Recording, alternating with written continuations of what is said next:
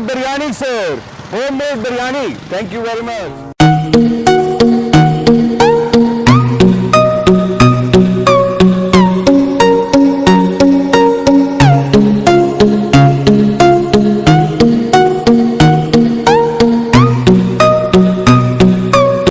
पलटना झपटना झपट कर पलटना, लहू गर्म रखने का है एक बहाना। हकीम उल-उम्मत डॉक्टर मोहम्मद इकबाल के शेर के साथ आज के प्रोग्राम का मैं आगाज़ कर रहा हूँ। एक ऐसा मोटिवेशनल पर्सन मेरे साथ बैठा हुआ है।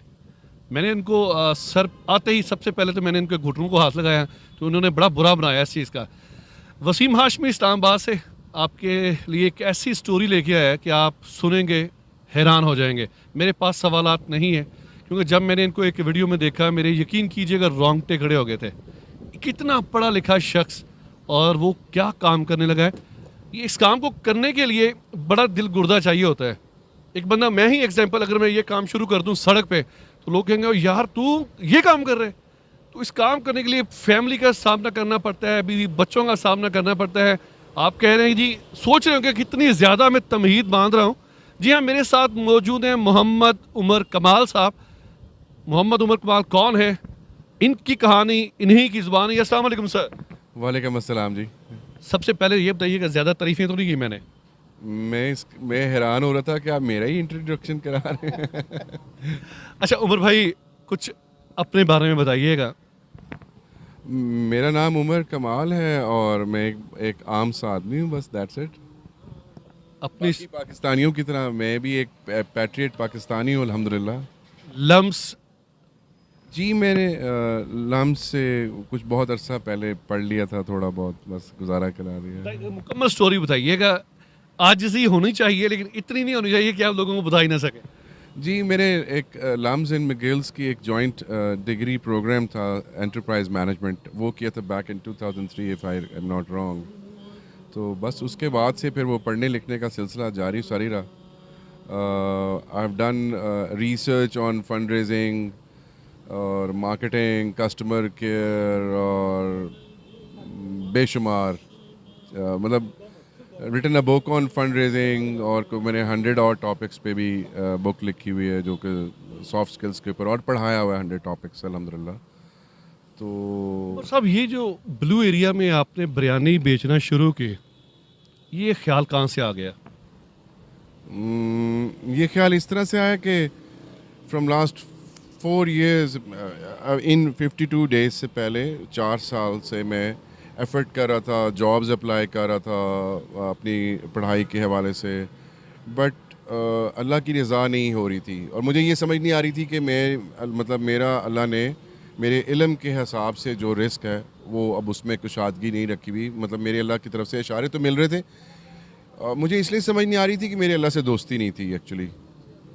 तो जब दोस्ती ना हो अल्लाह से, तो आपको चीज़ें समझ नहीं आती। तो मैं 4 साल से कोशिश कर रहा था, मुझे कंसल्टेंसी मिल जाए, मुझे कहीं जॉब मिल जाए। मतलब I applied some 17,000 jobs in that 4 years, and बहुत से लोगों के मिन्नतें तरले, और मतलब तो फिर इवेंचुअली पे मैंने अल्लाह से ही एक दिन पूछा, मैं कहूँ दसो की करा। मतलब अगर आप मेरे अल्लाह मियाँ हैं और सारे जो खुशियाँ भी आपकी तरफ से हैं, गमी भी आपकी तरफ से है, तरक्की दुख हर चीज़ आपकी तरफ से है, तो अब मैं बहुत परेशान हूँ, मुझे बताएं मैं क्या करूँ। और ये सवाल करने से पहले मैंने 4 महीने कोशिश की कि मैं अल्लाह को अपना दोस्त बना लूँ, और वो 4 महीने में जो एक अच्छे सच्चे मुसलमान को करना चाहिए, मैंने वो सब किया। दोस्ती कैसे की? यार, अल्लाह से दोस्ती करना मुश्किल थोड़ी है, मतलब आपको बस वैसा बनना पड़ता है जैसा अल्लाह आपको चाहता है देखना। उमर साहब, आजकल हर दौर में ये जो आलम है ना, ये दुनिया नफसा नफसी का आलम है। हर बंदा परेशान है। आप वाहद हैं यहाँ पे जो बड़े हर किसी को वेलकम कर रहे हैं, चेहरे पे मुस्कुराहट है। मुश्किलात भी काफ़ी हैं, लेकिन आपने वो एक काम छोड़ा नहीं है। दोस्ती करना अल्लाह से आसान है या मुश्किल है? इससे आसान तो कोई काम ही नहीं है। हाँ, सिर्फ आप एक चीज़ सीख लें तो आपकी, मतलब अगर आप मुझसे ये सवाल पूछें कि मेरी लाइफ में कोई टेंशन, कोई परेशानी है, तो मैं उस पे होऊंगा, अच्छा, जब आप तकलीफ़ पे अल्हम्दुलिल्लाह कहना शुरू कर दें तो तकलीफ़ें और परेशानियाँ ख़त्म हो जाती हैं। सो मैंने तकलीफ़ के ऊपर अल्हम्दुलिल्लाह कहना सीख लिया, तो अल्लाह से दोस्ती हो गई। जब अल्लाह से दोस्ती हो गई तो फिर मैंने अल्लाह से ये सवाल पूछा कि हुन दसो की करा। जब मैंने अल्लाह से ये सवाल पूछा कि हुन दसो की करा, तो दैट वाज तहज्जुद एक्चुअली।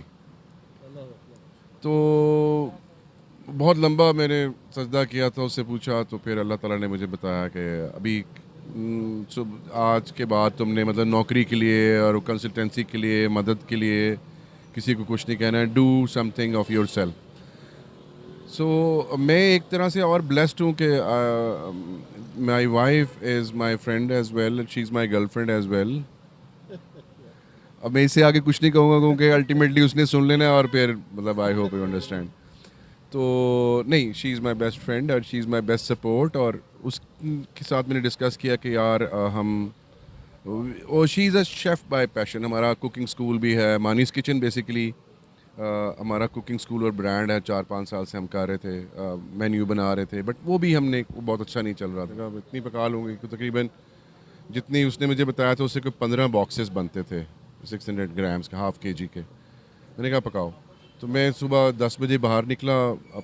PWD में सारे लोग बहुत प्यार करते हैं, मोहब्बत से बात करते हैं। उनके पास गया, मैंने 1 घंटे में मुझे फ्लैक्स बन गया गाड़ी के साइज़ का, बॉक्सेस ख़रीदे और घर आ गया वापस। इतनी देर में उसने बिरयानी पका दी हुई थी, मैंने बिरयानी बॉक्सेस में डाली और अपनी गाड़ी की डिग्गी में रखा और मैं घर से बाहर निकल आया। इस्लामाबाद हाईवे पे आया तो मुझे अब समझ नहीं आता था कि अब क्या करूं, मतलब कहाँ जाऊं, कैसे बेचूंगा। I had no idea. तो मैंने दरूद पाक पढ़ना शुरू कर दिया। तो अल्लाह से साथ साथ पूछने लगा कि उनकी करा। तो कहीं से मतलब दिल में ख्याल आया कि सेवर फूड चला जाता हूँ। अब देखें, सेवर की मुफ्त की एडवर्टाइजमेंट, मैं आई एम सो ग्रेटफुल क्योंकि उनका ख्याल मेरे दिल में अल्लाह ने डाला था। वहाँ चला गया, रोड पे खड़ा हो गया और फिर थोड़ी देर में गाड़ी में अपने साथ लड़ता रहा कि बाहर निकलूँगा तो क्या करूँगा, आवाज़ कैसे लगाऊँगा। जी झिझक थी। फिर मैं फ़ोटो सेंसिटिव आइज़ भी थी मेरी, मुझे पसीना बहुत आता है, गर्मी बहुत लगती है। गाड़ी में AC चल रहा था, बाहर इंतहा से ज़्यादा गर्मी थी, मैं कभी खड़ा नहीं हुआ था। एकदम से रोड पे जाके खड़ा होना, आवाज़ लगाना, मुझे कुछ समझ नहीं आया। फिर मेरे वो मेरी बेगम ने मुझे कुछ सूरतें दी हुई थी, वो पढ़ी। फिर कुछ और अल्लाह के नाम पढ़े तो मुझे ताकत फील हुई। फिर मैंने अल्लाह में कहा, अल्लाह मियां सांभ लो, तुसी भेजते दिता है, मतलब अगे बाहर निकला और बिस्मिल्लाह रहमान रहीम करके मैंने आवाज़ लगाई, होममेड बिरयानी। तो साथ ही एक गाड़ी रुकी। रियली? जी रियली। अच्छा, वो आवाज़ किस तरह लगाई थी? Homemade biryani sir, and I am doing this every day now. बस वो फिर बिस्मिल्लाह हो गई और मैंने 1 घंटे में पहले दिन 15 बॉक्सेस बेच लिए। बहुत सारे एक्सपीरियंसेस हुए और फिर दैट डे ऑनवर्ड्स चल सो चल। लेकिन देखने वालों को पैगाम कैसे देंगे यार कि ये जो झिझक है इसको ख़त्म किस तरह करना है? सबसे पहले अल्लाह से दोस्ती कर लें और डट के खड़े हो जाएं। आप हंसेंगे तो भी मतलब दुनिया में कुछ पूछेंगे लोग, आप रोएंगे तो भी पूछेंगे। सो फिर व्हाई नॉट हंसी। दुख तो मतलब है ही है। तो अभी मुझे बहुत सारे इश्यूज़ हैं, बहुत सारे प्रॉब्लम्स हैं, मैं फेस कर रहा हूँ। बट क्या ये ज़रूरी है कि वो सबको पता होना चाहिए? नहीं। सो किसी को पेट नंगा करके नहीं दिखाना दिखाना चाहिए। चाहिए। तो फिर दूसरा बात वही है कि नेचर, और अल्लाह सुब्हान ताला ने नेचर बनाई है और जो आप फल लगाएंगे, बीज लगाएंगे, वही निकलेगा। सो मैंने आप तरक्की का, खुशहाली का बीज आपको लगाना पड़ेगा हिम्मत करके। तो फिर कोई रोक ही नहीं सकता। सब लोगों को मेरा ये पैगाम है, जितने लोग बेरोज़गार हैं स्पेशली, और जो लोग अपनी जॉब से तंग नहीं है, यार खुदा के वैसे नौकरियों शौकरियों को लात मारो यार, क्या मसला है। I just started with 5000 rupees जो मेरे पास थे। ओनली 5000 रुपया। 5000 रुपया। और ये जो शॉप आपको नज़र आ रही है, ये गिफ्टेड शॉप है। इसमें जो कुछ नज़र आ रहा है वो मेरे उन सारे दोस्तों ने मुझे स्पॉन्सर किया है जो मेरे 4 साल बेरोज़गारी में मेरे साथ खड़े रहे थे। तो उन्होंने कहा, उमर मतलब वी आर विद यू, अब तुम एटलीस्ट हमसे दोबारा मांगोगे तो नहीं ना। बहुत से इंटरव्यूज़ किए, लगभग 200 के हमारे अपने चैनल्स पे वीडियो अपलोड हो चुकी हैं। यकीन करें बहुत मज़ा आया उमर भाई से बात करने का।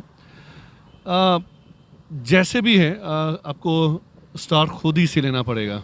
यही आज की स्टोरी का एक लुबे लबाब मैंने निकाला है कि शर्म और हया को साइड पे करें। आपने अपने लिए जीना है, अपनी बीवी बच्चों के लिए जीना है, वालिदैन के लिए जीना है, तो कुछ करने के लिए कुछ खोना लाजमी पड़ता है। खोना यही है थोड़ा सा वो मैं बार बार वही कह रहा हूँ, झिझक उतारनी पड़ेगी। हाँ, मतलब आप देखिए ना, मुझे कोई शर्म नहीं, इतना मज़ा आता है अपने काम का अपने काम मैं अपने लिए कर रहा हूँ यार। ये एक नशा है फिर। रिस्क के हलाल और अपने काम का जो नशा है ना, वो दुनिया के हर नशे से बेहतरीन नशा है। आज की पंच लाइन भी यही है कि रिस्क के हलाल जो नशा है ना, उससे अच्छा नशा दुनिया में कोई नहीं है। उमर भाई, अल्लाह ताला आपको दिन दुगनी रात चुगनी तरक्की अता फरमाए। बहुत शुक्रिया। जज़ाकल्लाह खैर sir, thank you very much for coming.